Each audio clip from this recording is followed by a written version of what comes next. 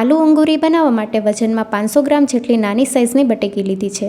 બટેકીની છાલનો ભાગ કાઢી લીધો છે. 2 થી 3 પાણીએ વોશ કરીને કોરા કરી લેવા. જરા પણ પાણીનો ભાગ ન રહેવો જોઈએ. પેનમાં 2 મોટા ચમચા જેટલું તેલ ઉમેરીએ. સાથે બટેકી ઉમેરીને સાતળી લઈશું. બટેકા ઉપર ક્રિસ્પી કોટિંગ આવી ગયું છે તો એક પ્લેટમાં કાઢી લઈશું. બટેકા અંદર સુધી બરાબર કૂક થયા છે. હવે વઘાર કરવા માટે 4 મોટી ચમચી તેલ, અડધી ચમચી જીરું, હિંગ ઉમેરીએ. એનું સુધારેલું લસણ અને કેપ્સિકમ ઉમેરીને સાતળી લઈશું. ચોપ કરેલી ડુંગળી ઉમેરીને સાતળી લઈએ. ડુંગળી બરાબર સતળાઈ ગઈ છે. ટમેટાની પ્યોરી ઉમેરીએ. પ્યોરી જલ્દી કૂક થઈ જાય તે માટે સ્વાદ પ્રમાણે મીઠું ઉમેરીને મિક્સ કરી લઈએ. 2 થી 3 મિનિટ માટે થવા દઈશું. છૂટું પડવા માંડ્યું છે. હવે લીલું લસણ, લીલી ડુંગળી અને પાલકની પ્યોરી ઉમેરીને મિક્સ કરી લઈએ. બરાબર કૂક થવા દઈશું. હવે મસાલામાં 1 ચમચી લાલ મરચું પાવડર, અડધી ચમચી હળદર પાવડર, 1 ચમચી ધાણા જીરું પાવડર, અડધી ચમચી ગરમ મસાલા પાવડર અને 1 ચમચી પાલક પનીર મસાલા ઉમેરીને મિક્સ કરી લઈએ. બધા મસાલા બરાબર મિક્સ થઈ ગયા છે તો હવે આપણે બટેકા ઉમેરી દઈશું.